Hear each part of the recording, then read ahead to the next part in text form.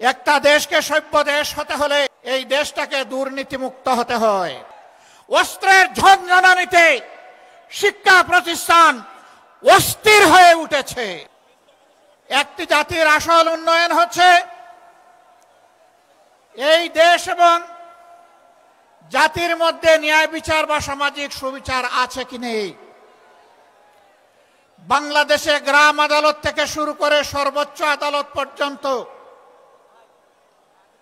আজকে যার প্রভাব প্রতিপত্তি নেই,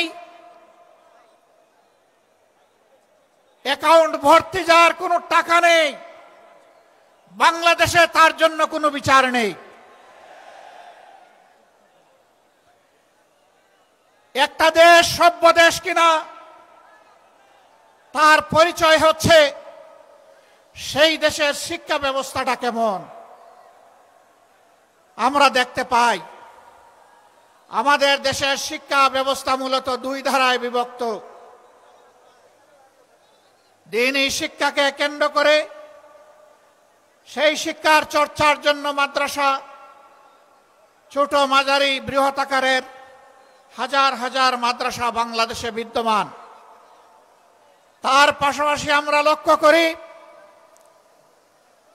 সাধারণ এবং বিশেষায়িত শিক্ষা দেওয়ার জন্য দেশে বেশ কয়েকটি পাবলিক এবং প্রাইভেট বিশ্ববিদ্যালয়, কলেজ, স্কুল এবং প্রাইমারি স্কুল রয়েছে, যার সংখ্যা লক্ষ লক্ষ।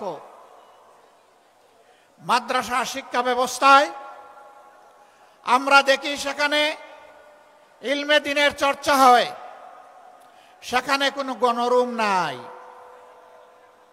সেখানে কেউ কাউকে খুন করে না।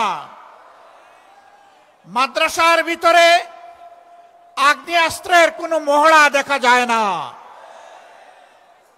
মাদ্রাসার ভিতরে জ্ঞান চর্চার বাইরে অন্য কিছু আমরা লক্ষ্য করি না।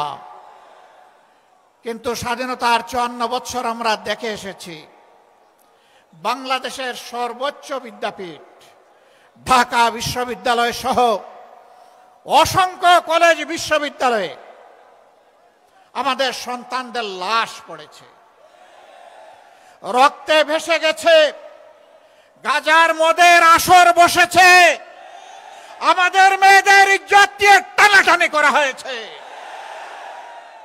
অস্ত্রের ঝঞ্ঝানিতে শিক্ষা প্রতিষ্ঠান অস্থির হয়ে উঠেছে। এটি একটি সভ্য দেশের শিক্ষা ব্যবস্থার পরিচয় বহন করে না।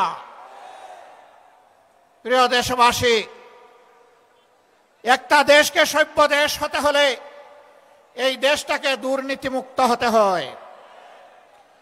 আজ কিছু দল এবং ব্যক্তি বাংলাদেশকে দফায় দফায় তারা দুর্নীতিতে চ্যাম্পিয়ন করে বিশ্বের দরবারে অপমানিত করেছেন। এদের সকলের অতীত রেকর্ড বাংলাদেশের জনগণের হাতে আছে। এমনকি দুঃখের বিষয়, সকল ফ্যাসিবাদ, দুর্নীতি, বৈষম্য, দুঃশাসনের বিরুদ্ধে 5 আগস্টের বিপ্লব অনুষ্ঠিত হয়েছিল। সেই বিপ্লবের পরের দিন থেকে একটা গোষ্ঠী নিজেদের কপাল কিসমত গড়ার জন্য বাংলাদেশের জনগণের উপর ঝাঁপিয়ে পড়েছে। আজ চাঁদাবাজদের দৌরাত্ম্যে সমাজ জীবন অতিষ্ঠ ততষ্ঠ, ত্রাহি ত্রাহি অবস্থা। বিনিয়োগকারী, শিল্পপতি, ব্যবসায়ী, ক্ষুদ্র ব্যবসায়ী কেউ শান্তিতে নাই।